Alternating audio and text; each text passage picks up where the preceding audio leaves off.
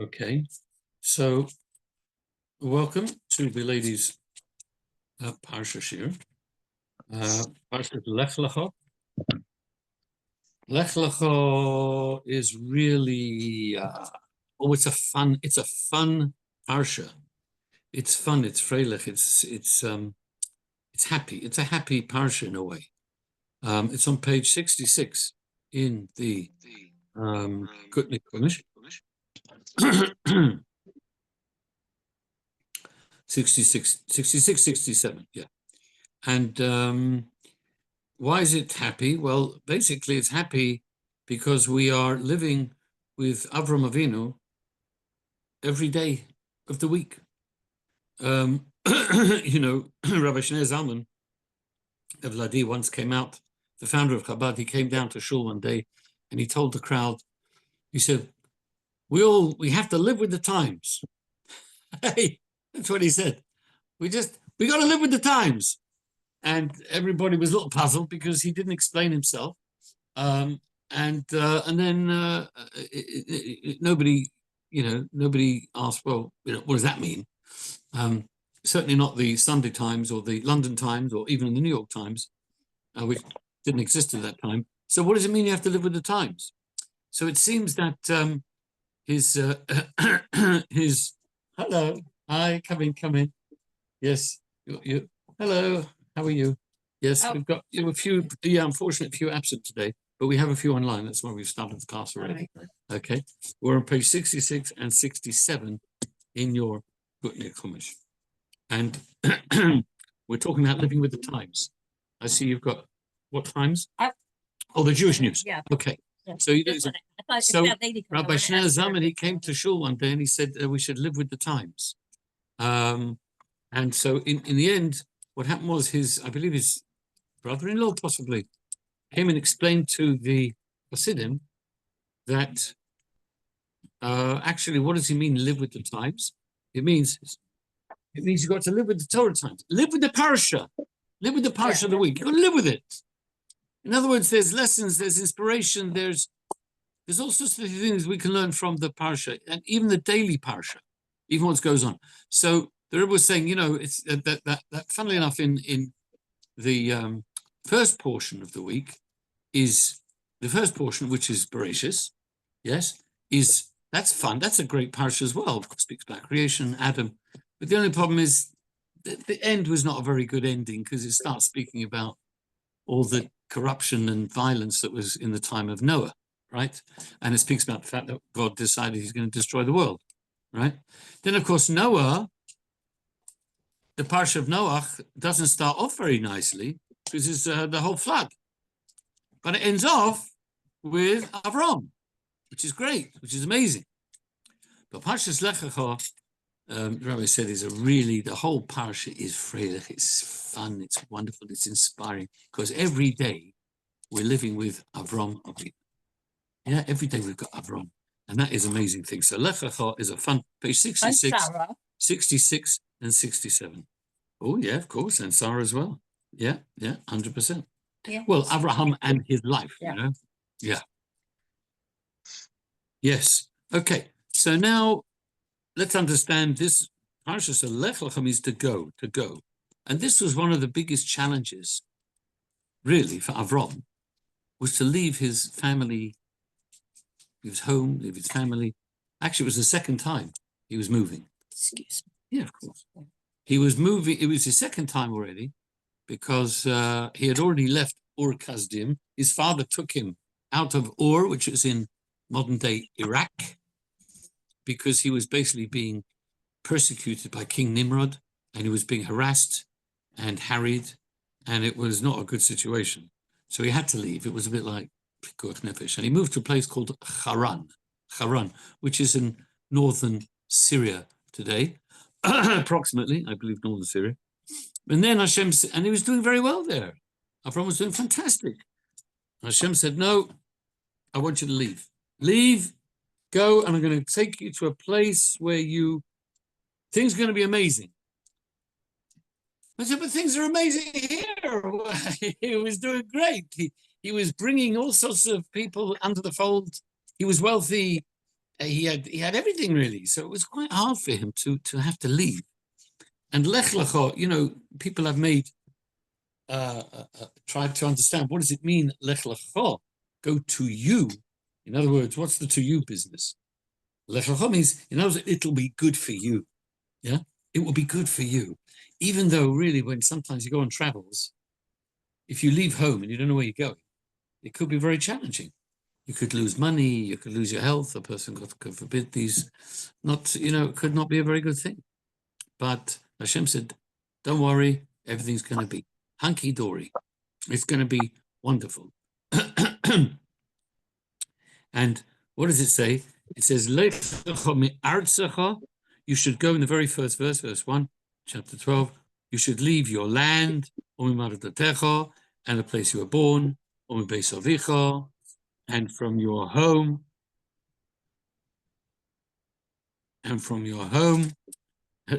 both of us get too far at the same time. And Laura's, oh my gosh, Shalom Aleichem. So nice to see you. Would you mind shutting the front door? Yeah. I'm not sure if we're expecting anyone else, but who? She would be here if she was here. No, she's not. She's not coming. I think she has an appointment or something.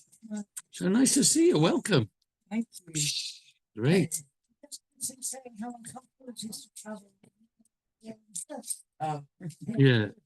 Well, she knows she was going there, Yeah, but she finds it Yeah. So, there's 3 levels of where you're supposed to leave, and there's a lesson for everybody in a way that a person was supposed to leave Artsacho. Artsacho is like the land. There are certain, things where a person there's certain habits that one acquires as a result of living in a certain country. Certain habits, certain ideas, certain this and certain that. And a person, pardon? I shouldn't say that. No, we discussed the politics already. No, we've had that already. We before you were here, we already discussed that. We're not discussing. No, not talking that now. We were talking Artsacha, and the land where you are. In other words, it's the where you have certain customs that you've just learned. You learn because that's where you that your country. Yeah, you're following the customs of what you're right, and also the idea of Eretz also is applies to the earth. People get involved in their own physical gashmis, their materiality. Yes, a person has to leave that. You have to try and put aside and leave behind the physical. And obviously, we're not saying to become a monk on a mountain, but you've got to put aside. Sometimes you've got to leave our own overindulgence, shall we say? Yes, in the physical world. I mean, having a coffee and a biscuit is all right, which I'm sure you're all entitled to that, right? Then you have umemaladetecho. Then you have about that's more like the customs that's associated with where you were born. That's more the customs, the people, the culture that you're in. You got to leave that too. And even perhaps where you grew up. You also have to try and get out of those things as well. You have to sometimes move beyond. Avram grew up in a whole house full of idolatry. Yeah, it was a house full, and they were, his father was he had like a Tesco, especially for idols. Tesco idol. Yeah, or an Asda, whatever it was. He had that market selling idols, and it was very hard for him growing up in this sort of environment. You know what I mean? So we are encouraged to leave this behind us, and and that's the best way we can succeed, by going beyond the realm of the customs, the habits, the materiality. Then you can become a great person. And then it says, I'll make you a great person, I'll bless you, and I'll give you wealth and covet. So once a person does this, you can overcome your own inclinations, you become a great person. That's why Hashem, that's why Hashem tells us. This is a message for all of us. Now, it's interesting. You may have noticed that since we're talking about Avram, even in the previous chapter, previous Parsha, we don't mention anywhere about Avram's greatness. it doesn't tell us of anything about his greatness. We do read about his greatness. Where do we read about it? In Midrashim. What? Oh, I was saying, go on. Yeah, in the Midrashim, there's many Midrashim about his youth, where he grew up, how he grew up, yeah, and his greatness. What kind of a person he was, tremendous moral integrity, and how he came to monotheism and everything. So we read about the Midrashim, but in the Chumash, there's nothing there. There's no expression of that. And why is that? Because when it comes to Noach, Noach he's tzaddik tamim. He's Him Hashem. Noach was a great guy, a perfect tzaddik. He walked with Hashem. He did this, he did that. Why do we not read about that with regard to Avraham? Interesting question. Did you ever ask that question? It's fascinating. This is a question the Rabbi asks. And he says, we've already established that it's important that a person has a relationship with God based on their own good deeds and their own good works. We learned that from Noah. He was a very nice chap. He was a good chap. And guess what? Hashem saved him. You know what? I'm going to make an ark for you. You're going to make an ark. I'm going to save you through your ark. So that's great. So that's the basic lesson for all humanity, is that people have to be decent people, good people, and then that things will work out for you. Keep the 7 commands of Noah. 7 commands of Noah is very important, right? But here we're going one step further. Hashem's relationship with Abraham and all his descendants is different. It's not just based on his righteous works, because one's own righteous works, of course, and righteous deeds and righteousness is based on your finite abilities, your whatever you have, however great you are. You could be great, you could be not so great, you could be a bit more great, depends on you, but it's all finite, right? It's not infinite. People don't have infinite greatness. Humans don't have infinite anything. Well, you do pass down to another generation. That's not finite. It's not finite, but isn't Well, the next generation? Aren't their good deeds and their abilities? I mean, isn't that? I mean, in other words, their righteousness of grace depends on them, and they are finite. You're right. It can go on. By the way, it doesn't always. Sometimes you have generations. Sometimes you've got very nice generations, and the next generations are very naughty. Like Hezekiah was a great king. Hashem wanted to make Mashiach. But the next generation, his son was a chap called Manasseh, one of the worst kings we ever had. Terrible, awful. Then you have people who are children of converts. People who come, so they come and they become great. They become converts, and some become great teachers and rabbis and everything. But it's all limited to the human level, which with whatever abilities they have. People don't have infinite abilities. Only Hashem has infinite abilities, and that's why. No.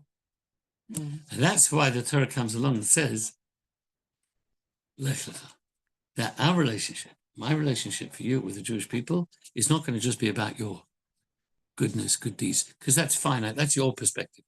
I'm going to make my relationship dependent on me telling you what to do. I'm going to give you a mitzvah. I'm going to give you what to do. Our relationship is going to be based on your obedience and your connection with me. Is this why it's so great when he's willing to sacrifice Yitzhak? We're not talking about that yet. That's something else. Is that the same line of thought, though? That he does what God tells him? If you, in a way, yes. There's a certain, if you want to say, a certain blind obedience, right? Because it's based on the mitzvah, right? Hashem says Lech, right? Now, what does Lecha mean? Like I said before, logically, it made no sense for him to leave. Right. He was doing very well, thank you very much. He was wealthy, he was healthy, he was happy, and he was successful. He had a Chabad house. He had a very successful Chabad house, right? That was Makareving, But it he was takes the people with him. he did take the people, but why should he leave? Why should he just carry on? Why can't he just carry on? He's doing very well. if you're not doing very well and things are rough and things are tough, yes, then you can say, oh, I'm getting out of it. I'm finished. I can't stand this. I'm going to go, please, I'm going to go on Aliyah. Yeah, I'm going to go somewhere else. I'm going to try and make a life for myself somewhere else, right? That is usually the default. But things are going wonderful and amazing. You say, oh, I've had enough. I'm leaving. Well, nobody says that. Nobody says that. If things are going well, you carry on where you are. That's what he does, right? So the fact that he did something was counterintuitive. Hashem told him, no, I want you to leave. You want me to leave? All right, I'll leave. I'm going to leave everything. I'm going to leave. Okay, you're right. He took the people with him, the people who he had. We're going to discuss that in a minute. The people who he had converted, all his companies he took with him. But still, he was going to a place he had no idea where he's going to. He didn't know he was going. Eretz Canaan? What's that then? Is that like? Is it like Golders Green? Is it like Amsterdam and Sabah or Edgware? Was he what? Was he told to go there? No, he just said leave. In fact, that's the whole point. He didn't tell him where. El Ha'aretz Asher Erko. It says at the end of the first It does say pasuk, for your own benefit. but it doesn't say where. To the land which I will show you. Mm. When's he going to show him?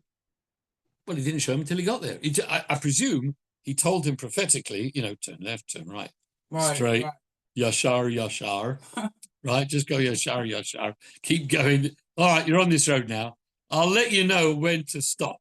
Okay, then you're there. But he didn't tell him where. That itself was a test.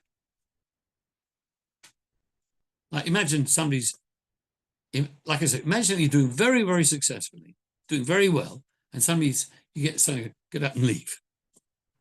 And you don't even know where you're going to. Just go wandering. Oh my God. Wandering. Where am I going to wander? I wonder where I'm wandering. I wonder where I'm going to go. Exactly. So this is a big deal for Avram that he left, even when his father was still alive, by the way, which is a whole interesting thing. Because it says in the end of the previous chapter that he died. So in order that people shouldn't think, he left while he was alive and he's not honoring his he's not honoring his parents. He's not honoring his father, right? Because he left. So this is an amazing thing that he left Haran and came to the land of Israel. Now, interesting, we just mentioned the fact that he brought people who were his converts. And it says actually, let me see, Vaylech Avram. Look at verse 5. Vaykach Avram is Sarai, Ishtok took his wife as Lot and Chuv, Lot, his nephew, and all the wealth that they had made in, in Haran or whatever, it's a nefesh also b'Haran, and the souls that they made in Haran. Okay? Was that the unborn? No. It's talking about the people that he brought, Rashi says, under the Shechina, right? Abraham converted the men, she converted the women. There was a lot of people. So they all followed him. You're leaving? We're leaving. We're with you, Abraham. Amen. Are we on Lech? Is Yeah. Haran Avram's brother? Haran was Avram's brother. Haran was Avram's brother, yes. Yeah. That's why many people don't realize that Sarah, his wife, was Haran's daughter, which means that she was his niece. I knew he married his niece, but I His didn't niece. know who. That's how. Oh wow! Yeah. There was what it says. There were three boys, right? There were three boys: Avram, Nochor, Haran. Never heard of. So Nochor was his brother. Nochor was his brother, and Haran with a hey was another brother. Now he died. Okay. So it says over here that just a second, if you look back on page 64, Yes. Oh, Look what it says on verse 29. First of all, it says, you see, Chof Ches, Vayomas Horon up in Terach. Horon died. Okay, we won't get into that now. But he died, apparently, it seems, a lot before even they came to Haran. And it says, Vayicha Avram Nochor Lahem Noshim, Shem Shesore, Veshem Eshes Nochor Milka. Nochor's wife was Milka, Bas Haran. She was also a niece. Avi Milka, who was the father of, so there were two sisters, okay, that Nohor had. One of them was Milka, and one of them was Sarah, whose name was Yiska, was also Sarah, right? So they were two nieces. There were two, excuse me. There were two nieces, yeah, Milka and Sarah. Okay. daughters of Haran. Yeah. I never knew Avram had siblings. Like, I never. Yeah, he did. He had two brothers. Yeah. I never knew that. We were saying about He married his niece. No, It just said, I just read it it says Nimrod was chasing him. I didn't associate it. Oh, he had siblings. And since he quite obviously fleeing from Nimrod. No. Yeah. Oh no, how could Terah possibly remain in a country whose king had killed one of his sons? I almost tried to Yeah. Anyway, I just wanted to that was a parenthetical just to say that he was marrying his niece. Yes. Okay. So, and what I was in the process of saying that they took all the people that were with them. If you go back, we said that, right? All the people they converted. So Sarah, his niece, had converted all the people, and they came to the land of Israel. Now, what does it mean? They made.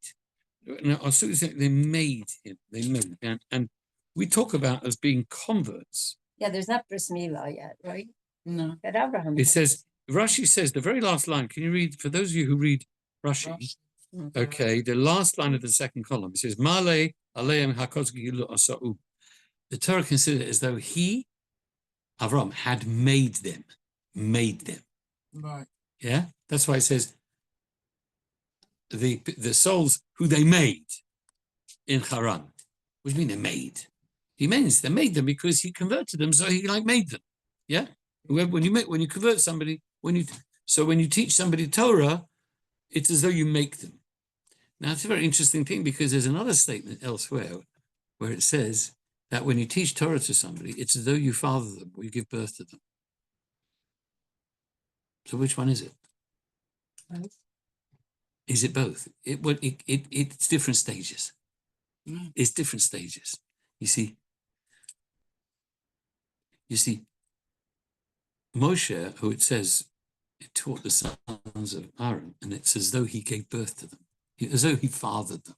Because sometimes when you teach somebody Torah to the point where they really understand your whole mode of thinking, they really get it, and they start living and teaching exactly the way, their teacher, their Rabbi, if you like, their teacher was doing it. That's like almost considered like father, but it's like genetic, that children take on very often the characteristics of their parents.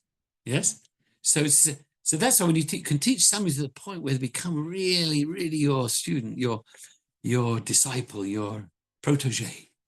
Yes, but then there's a sort of a second level where like Avram in a sense, where you make somebody, you teach them, you influence them, you inspire them, but they don't become really like you. Yes?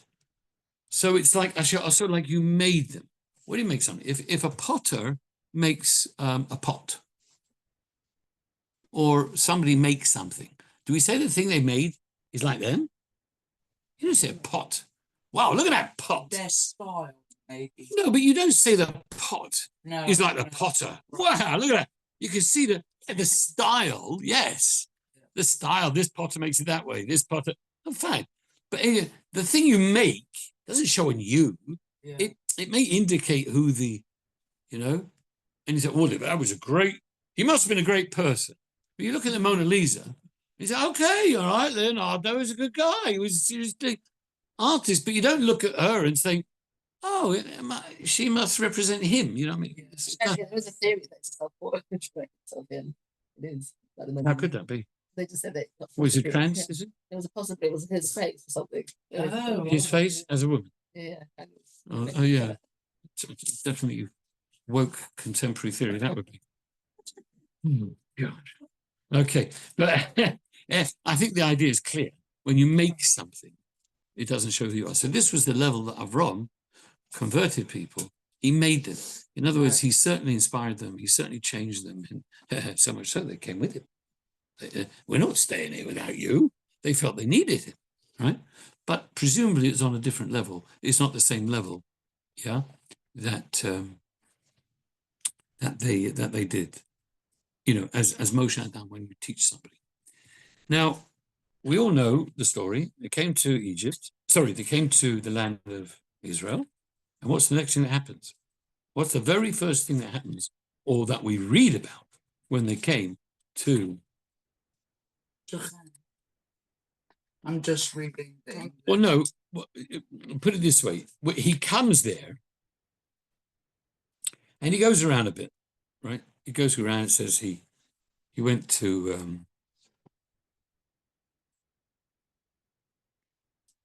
doesn't actually even say, it says he came to Shechem and then he, built a Mizbeach there. Then he went somewhere else to Beitel, okay? He went to Ai. He went to, to 3 or 4 places, it says, and he built an altar there. So he was just he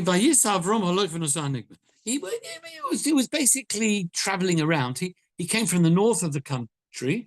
Yes, Shechem was in the northern. It's always really like the Judean hills. We call now the Judean hills Shechem. Yes, you heard of Shechem? You know what it's called today? No. Nablus. Yeah. You ever heard of That's where Nablus?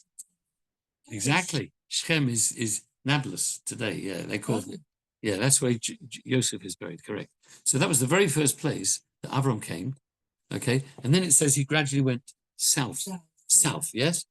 And interesting, the town Ai, which everybody knows there is a archaeological dig over there. I think they did found that time. Well, they found all of these towns. Is this the present day Ai? There is no present day Ai, I don't think. Well, the Rhodes live in Ai, don't they? Does anybody know The their name? Rhodes? Don't they live in Ai? Who's the Rhodes? I don't know. There's somebody named Mayor and Miriam. Mayor Rhodes. Runners. Ron, I think it's with an N. Maybe they were teachers. Mayor Runners. They were Used to very live close here. to the Rabbi. Oh no, you're Mayor Ron. I don't know if they live. Maybe there's a town there. There's a town. Nearby, maybe. There's a town that don't, for example, when things are constructed, they don't let Arab labor in. I don't It's a know. very I don't know. I'm idealistic not place. sure. I know there is an archaeological dig called Ai. I don't know if there is a modern place called Ai. We can Anyway, maybe you it's can look just it up. south, 'cause this is But maybe south it's of nearby. Jerusalem. Maybe it's nearby. It's called Beit Ai, probably. Maybe it's near Ai. Maybe it's nearby to Ai. Anyway, and then the next thing we read about in verse 10 is Vahira of Ba'or. Suddenly there is a famine in the land. Vahirid Avram went down to Egypt to go. Very quickly. Very quickly. That's what I was trying to explain to you. He wasn't there for very long, but he went there and he went Shechem for a bit. It doesn't say exactly how long, right? But it doesn't appear to be very long because it's just a few verses. So maybe it was a matter of weeks, maybe it was a matter of months. Yeah, but it wasn't. It doesn't seem that it was a long time because the next thing we mentioned, after these travels to 3 places, only 3 places mentioned. It says there was a famine. This was another test, by the way. This was another test. Because you imagine Hashem says to him, this is the land I'm going to give you. Right? This is the promised land. Yeah.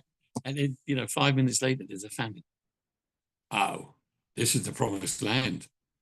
Sounds wonderful. You know what I mean? Like, some silly people, they say, oh, God's chosen. We're God's chosen people, are we? Well, maybe you could choose somebody else for a change. You heard that expression? You know, Yeah. you know. So like, oh, this is the chosen land. This is the promised land. Oh, not much of a promised land, is it? It's 5 minutes after I get it. There's a famine. Okay, so that was one. That was another test, really. Sort of see, is he going to sort of think negative thoughts Mhm. that God sent him to a land where he's got trouble as soon as he gets there? Right? And in fact, it's an interesting thing now. If you look at the Midrash, although we don't, Rashi doesn't, bring this. The simple thing is he went down to Egypt because he had to, because there was no food. Right? So they had to go to Egypt because that's what happens if you got to go to a big urban center, if you like. Egypt, of course, had the Nile.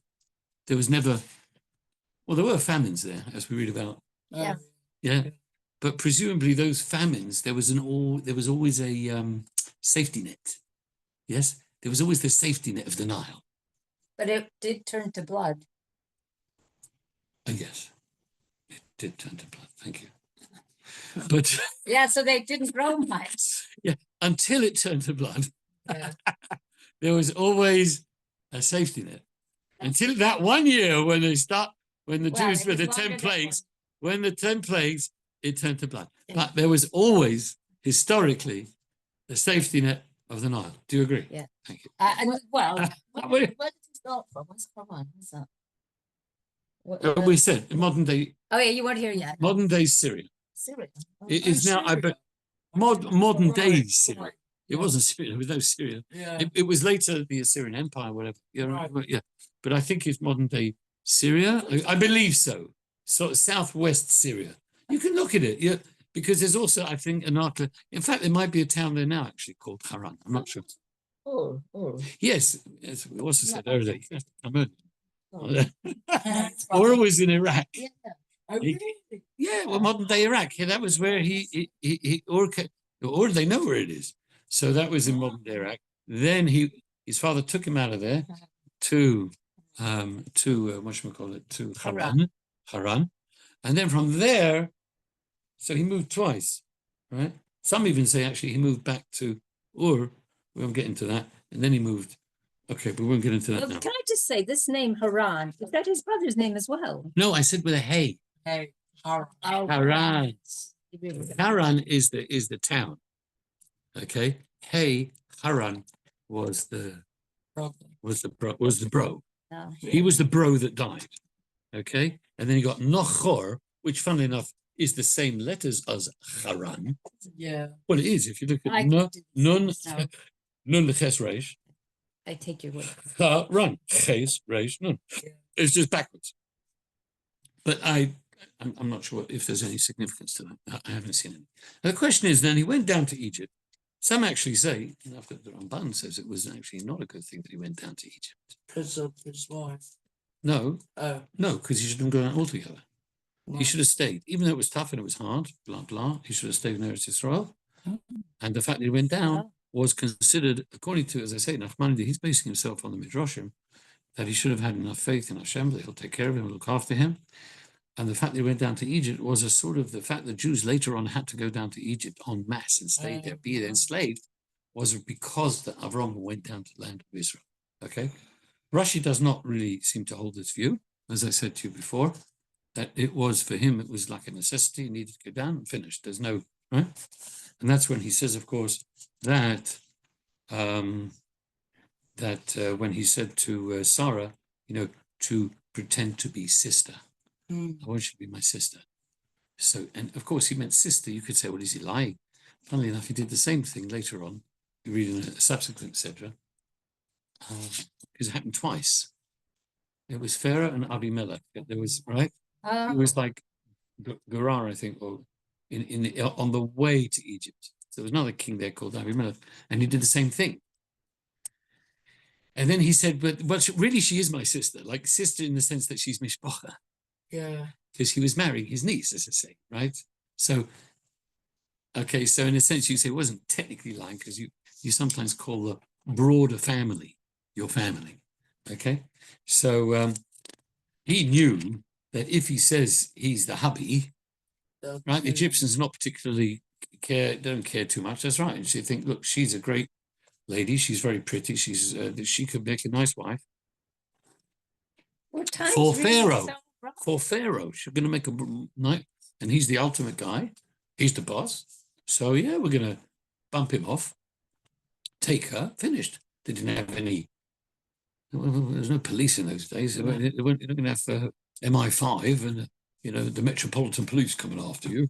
They were the police. Yeah. They were the authority. The Egyptians. Sorry, what was your question? I didn't actually hear the question. Was it really so rough?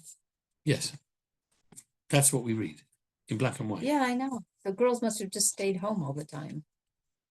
Really? Well, of course, it was much more safe Yeah. to be tznius and be at home and not go out because, of course, they were vulnerable. That's why traveling was a bit of a problem, because you were vulnerable. You were vulnerable, okay? And here you could see it. And therefore they were forced into this subterfuge, okay, of pretending this, that, and the other, okay? And, of course, you could ask the question, how could Avram do such a thing? Was that not putting her in danger? Because obviously she's going to survive and she's not going to be, how should we say, he's not going to be bumped off. But the fact, regardless what's going to happen to him, she's going to be taken into captivity, into Pharaoh's house. The fact is, because he was such a prophet, he knew, and she was such a righteous woman, he knew that nothing's going to happen to her. Nothing's going to happen to her. It's just that relationship with God was so, it wasn't even a question. Do you understand? It could only be something positive will come out of it. Nothing negative is going to happen. Okay? It's an interesting thing because, there's some, in the Zohar, I think it says that Avram is likened to the soul and Sarah is like the body. And you say, well, Sarah, it symbolizes the body. And Avram, it's like the soul comes down into this body. What's the possibility? There are certain positive, negative things happening. The body has this issue, that issue, this problem, right there. Everyone, we all got our own issues and problems with our physicality sometimes, right? And but you know what? At the end of the day, Hashem says, you know what? Okay, something unpleasant may look like it's going to happen, but it'll be okay. You have the ability. We always have the ability to overcome that negativity. The soul is strong enough to make sure that the body will be okay in the end. Okay, that's the default situation. Okay, so we know really what happened. This was a happy ever after, and they lived happily ever after, because of course when Pharaoh, it says that Pharaoh got struck with some kind of diseases when he took Sarah. So he was realized that there was a problem here. He suddenly realized, wow, why is he getting punished? Maybe because she's married. She's a righteous woman. Right. So then he comes to Avram and says, why did you tell me? Right? Interesting here, he doesn't even answer. Avram doesn't even answer him. With Avimelech, he answered him and he said, well, I thought this, I thought that. You guys are just immoral and you're going to do what you like and you're going to kill me. So therefore, right, here he doesn't say anything. It's quite fascinating here. But at that point, he said, all right, we've had enough with Egypt. Let's go back home. Right? Yeah. And he became very wealthy. It says that he got a lot of gifts from Pharaoh. And then they came back. They escorted him and his wife and all their possessions. Does it say escorted? Yeah. They escorted him at the end of that lot. Which that were okay. The end of 17. Yeah, no, it's not a English. translation. It's part of the thing. Like Yeah. 20. What are you talking about? Line Pharaoh 20. gave men orders. They escorted him and his wife and all their possessions to protect Abram. Page 71. Sorry, Yeah, which sorry. verse is this, please? 20. Verse 20. Yeah.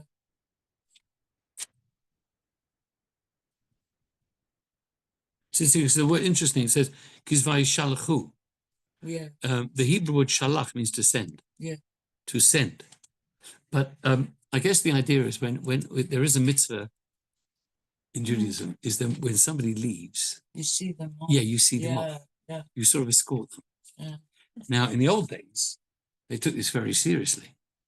You know, the escort, when you send somebody off, they used to go out of the house, used to walk halfway. Some say used to walk, you know, quite a significant way on the journey. And then they would come back. You know, nowadays, you see somebody to the door, Yeah. you know, yeah. you don't just say bye, you know, and then they have to leave on their own. Usually take them to the door, at least. So that's a form of a mini form of escort. Some people do even go outside the door. You know, I remember I went to somebody's house, a friend of mine years ago, and yeah, he escorted me out, and he walked down the road with me. It was quite nice, really. It was quite Yeah. nice. You sort of feel you feel more important in their eyes. It's important enough for them to accompany you and to escort you. So it's a form of kavod, right? And a full of chesed, kindness, that a person could sometimes feel a bit. Again, you feel when you leave somewhere, you've got to walk somewhere, you're a bit vulnerable, perhaps. You know, you have to walk there, you have to go, yeah? So that's an important thing.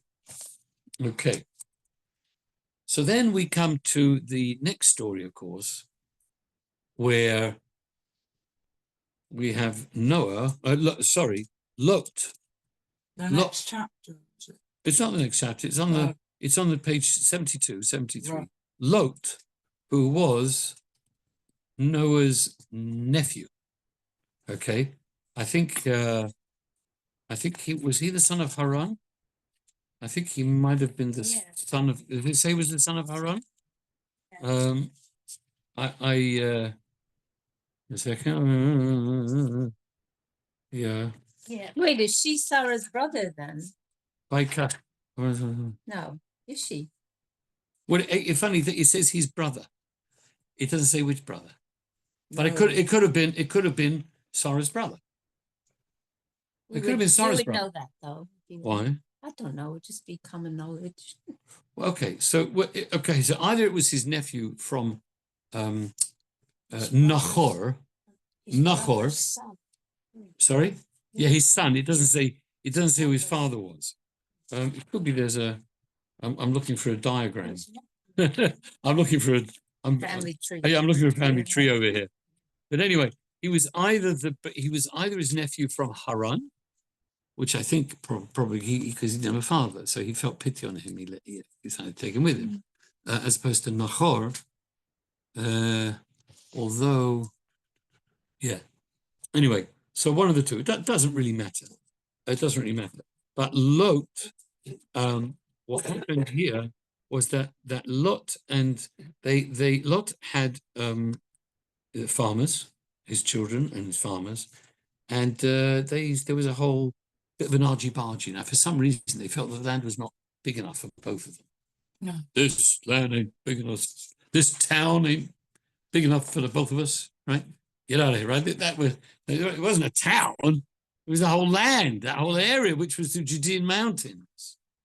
You might think, for goodness sake, what they were arguing about, you know? So, it was a whole thing what they were arguing about. The argument that was saying, Or something. yes, the cattle. What happened was, it says the farmers, not the farmers, sorry, not the farmers, the shepherds. The shepherds of Avram would rebuke the shepherds of Lot. They both had sheep, cattle, whatever. Why would they rebuke them? Because they were going into other people's fields and grazing there. And the shepherds of Avram said to them, you can't do that. You can't go into other people's fields, okay, and graze there. That's theft. It's theft. You can only graze in either land that is, everybody knows, doesn't belong to anyone. Yeah, it's open. It's what we call hefker. Yes, or it's your own field. You can't graze your own cattle in somebody else's field. And they said, oh no. We can go wherever we like. Why? Because we know that this land has been given to Avram and his descendants as an everlasting present. Right? Avram has no children. So who's next in line? Is Lot, his nephew. That implies actually it was Haran, because Haran would in theory be next in line. Oh, right. his brother, but he didn't have any. Yes, well, apparently he didn't have any. So therefore, Lot would be next in line as inheritance. So therefore, what were they saying? It's our land anyway. It's going to be ours. It's going to be ours. Of course, the point is you can't. It's not his yet. It's not his yet. They were acting as though it's theirs now, Yeah. which of course that's not allowed. You can't just do that. You know, a kid can't take from their parents and say, It's gonna be ours anyway. inheritance, yeah. come on, we all know what's going to happen. No, you can't do that. That is theft. I was going to be yours. It's not yours yet. You know, when it's yours. Right? You can't start messing around with, right? So this is what happened. This was one of the arguments that apparently this was a constant argument that kept coming up.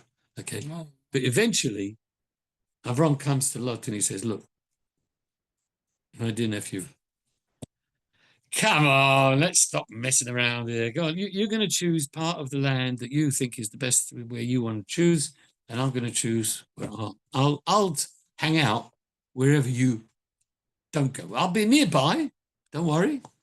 But where do you want to go? Where would you like to go? Where would you like to hang out with your chevra, with your sheep, with your shepherds? So Lot said, you know what? I've got a great idea. He looked around, he saw the whole valley, the Jordan Valley. For those of you who've been to Israel, who've been to Israel, the Jordan Valley. Well, where the Dead Sea is now, yes. There's like a line in the middle or something. Well, that's just the border. Yeah, that's Well, it's not a real line. No, you know what it's I'm saying. it's imaginary border. Yeah, but that's today. But in the days of, right, in the days when we're talking about, there was no Dead Sea there. No? No, there was no Dead Sea. It was a fertile, beautifully fertile valley. It was, in fact, Kula Mashke. If you don't believe me, look what it says in verse 10. Read verse 10. Lot surveyed the land. He saw the entire plain of the Jordan until Tzor, which was well irrigated before God destroyed Sodom and Gomorrah. It had trees like the garden of God and fertile like the land of Egypt. It's interesting. If you look on Google Maps, you ever looked on Google Maps? Yeah. So you go up and you can get a whole satellite view. Satellite. Yeah. If you look at Jordan, you see the Jordan Valley. It's irrigated all the way. There's fields all by, fields everywhere. And even Jordan, there's even more than in Israel, would you believe? Just go down, and suddenly it stops. Because Dead Sea. Oh, right. But you see, the Dead Sea, I mean, there's a midrash that says that there was no sea there. It was full of fields. It was just the River Jordan. It's quite possible that the River Jordan went all the way down to where Eilat is today. Oh, wow. It's quite possible that it went all the way down. Don't really know, right? But when the whole thing happened with Sodom and Gomorrah were destroyed, yes, and fire from heaven.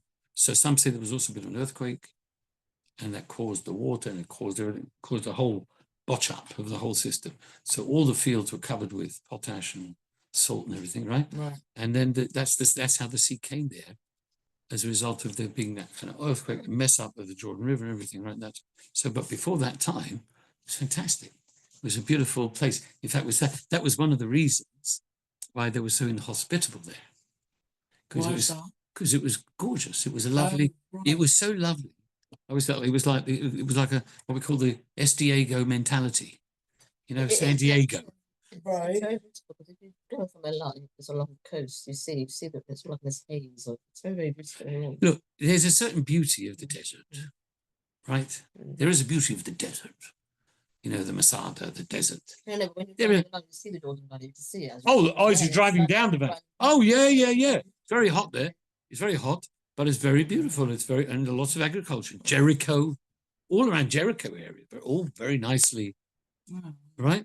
That's where it stops, basically, south of Jericho, because that's where the Dead Sea starts, right? So all of that was fantastic agriculture. It's like Jericho and all that on steroids, right? So it was so really he said, wow, this is the place to be. You know, this was like fantastic, amazing. So he said, all right, I'm going to go there. I want to go there. Beautiful. Yeah. right? And he had a bit this sort of idea. Part of the idea that he was very happy to leave was because he knew that these people, they didn't have a very good publicity. They were not known as great people. They were known as being very selfish, nasty people. I think I told you years ago, they had this, they used to have the bumper sticker in San Diego, right? So it says, welcome to S. Diego. Yes. And then years later, when so many people came, because it's such a beautiful place, welcome to take a new bumper sticker. Welcome to S. Diego. Now leave. Oh, very good. You can now go home. Yeah. And then a few years later, there was another bumper sticker. Welcome to S. Diego. Please leave and please take someone with you. They did not want to share their great blessings, you see. So that Sodom and Gomorrah were a bit. S. Diego's not like that now anyway, because there are Chabad houses there, and it's a very welcoming, a very, very welcoming, nice city. I don't want anybody to think I'm being the country. S. Diego, Chas v'shalom. They got lots of good friend Moshe leaders there. Good friend of mine. Anyway, so yeah. The other reason why he wanted to go is because he knew he was a bit of an nincompoop, really. Look, he was a bit of a so-and-so. And he thought in front of Avram, he probably felt extremely inadequate and immoral and who knows what, right? But Noah, but if he goes down to these people are so bad that in front of them, he'll feel like, oh, he's a bit of a tzaddik. Yeah. And in fact, actually, it was like that. They did look up to him then, because he was quite a mensch, you see. It was like Noah. Remember we spoke about last week, Noah being a tzaddik in his generation or not. Yeah. So in his generation, he stuck out like a very nice chap. Right? If he would have been later on, he wouldn't have. So this, you could say that maybe Lot have a bit of Noachitis here, that he wanted to stand out as a mensch. And that's why he moved. Part of the fact that, of course, it was a very immoral city, unfortunately, because sometimes health, wealth, and happiness, sadly, if you don't have a moral compass and you don't have a moral code to keep you on the thin and straight and narrow, then you can go completely off the straight and narrow. And Like the Romans. What do you mean the Romans went off the straight? No, they were very. I thought they were actually straightened out the Roman roads. Oh yeah, well, all of them were. All of the so-called ancient civilizations, the main civilizations, the Greeks were into idolatry big time. The main child sacrifice. All these so-called civilizations, they were civilized. They were extremely uncivilized. Yes. So yeah, these are completely uncivilized people. Anyway, I think we've sort of run out of time over here. What time is it now? According to it is 12 o'clock. Yeah. Okay, so I think we'll stop over here. I mean, there's obviously lots. It says here on going to 75 is Hebron. Is that Hebron? Of course, that is Hebron. Our Hebron, yes. Where's he buried? Are they buried? The Machpelah cave is in Hebron. Yeah, you haven't been there. No, I'm not. Yeah, the cave of Machpelah is in Hebron. It's to the outside, the edge of it. Yeah. That's where he lived. He lived in Hebron. That was where the patriarchs lived for many, many years. People don't realize. They think, oh, it's an Arab place. No, in the old quarter, there's a shul called the Avraham Avinu Synagogue. Where the old in Hebron? Yeah, the old Jewish quarter. There's a Jewish quarter of Hebron. But now it's mostly Arab. Well, it is mostly Arab, but there is a Jewish quarter that there. have lived there now for for since the early. You can go visit You can also visit the Jewish quarter. You can go visit. Yeah, you can visit. there's visit Chabad. everywhere. I'm sure there's a Chabad house there. There is a Chabad of Hebron. Yeah. There's a chap called Cohen. I think he might be an English chap. Yeah, really. I remember that. And And Nakshan, the artist Nakshan. Baruch Nakshan. I don't know if he still lives there. His wife must still. I'm not No? sure. I Well, don't. presumably he's where his wife is, but I'm not sure exactly where they live now. I don't really know. Oh, anyway, I just thought that Abraham just moved along, but it's quite lots going on. We haven't even really. Yeah, they missed this bit. It's just like he moves along and then we go straight into the tent bit where he Yes. No, I remember the And of I didn't course, even know he went to Egypt. this on is his when own. he firstly gets the command to do for bris milah. Oh, Okay, this is where he bris milah. Now, also, if you look, by the way, just to show, you look at page Go on. 93, you can see a map there of the travels of Avram. Mhm. Can you see 93? Yeah. See, one is or a custom. Can you see? That's you can see it's Babylon. it's That Babylon. rings a No, bell. but that's What's modern day all Iraq. custom? That's what that's what Yes, so you can see that's Iraq. Oh, You can see the Babylon, Euphrates. yeah. It's the Euphrates. He was born in 1948. No, it doesn't. Okay, that it was the whatever. It was the all custom From creation. around the land of It's Canaan. after the war. Right? yeah. The Lord exactly. In the year 2000, Aram escapes Nimrod's fire. It's over in Yeah, 1958. Yeah, but 1973 when I graduated high school. they should put in brackets. They should put in That's brackets very there. funny. You know, These three. dates I don't get, but these three I got them. No, because what I'll tell you what it would be. It would be about 1770 something BCE. BC. 17. We're talking about the 1700s BCE. We're talking about Avram. Okay. Oh, And it's funny. well, Not like Sarah was born in 1958. and look what happened last year, 2023. Yeah, Hashem reveals himself to Avram. that's brilliant. 2023. Right? Yeah, last year. Yeah. No, it is funny. I think they should put in brackets the BC. the date that everybody sort of figures it out, you know. But anyway, you got the idea where he came from when he went to Haran. You see, That's quite a journey, I think that's why I said modern day Syria. I think that, or it's Arabia. near the Turkish border, probably anyway. It must have been quite a thing. If you think of the It's a long way. things going across the United States and the covered wagons. Oh yes. Oh Yeah, yeah. it really Yeah, must have big been- journey. Very hot as well, and there's a Oh, very hot. They had air conditioning.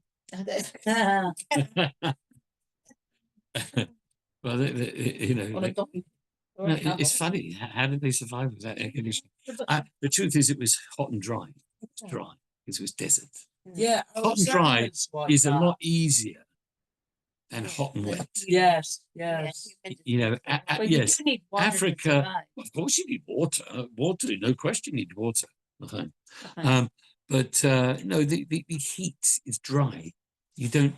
It's Don't very feel it. It different. evacuates. Yeah, That- yeah. It evaporates very quickly. We were in over 100 in Arizona degrees, over 100, and yet because it was dry heat, it wasn't. Uncomfortable. No, That's a- No. no, You feel it, But a Yeah, lot- but you you do don't feel it. feel Like too dry. uncomfortable. no. It's not as hot as it feels. In sort of African sort of temperate, you know, sort of equator climates, that's very hot and humid. Right, no, that's As they say, another- one of the reasons why the sort of Africans do not wear clothes. right. In the Too jungle, much. it's Yeah, too much sweat. yeah. Like Tel Aviv. Tel Aviv's very humid. My hair becomes like this. So like it's Tel Aviv. I know, I've never understood why it's so populated. I would think they would have. Tel Aviv is very humid. Nice to see you all. If you need to make a bracha, don't forget. Thank And please, Can I God, we'll just see you ask next time. It's your husband who wrote, right? I know. Yeah. Thank you so much for today. Yeah, he writes in. Let me see. See you next week, Bezrat Hashem. Yes, God willing. Oh. Pleasure. Bye. All the Thank best. you. All the best. You will. Just write some randomly. He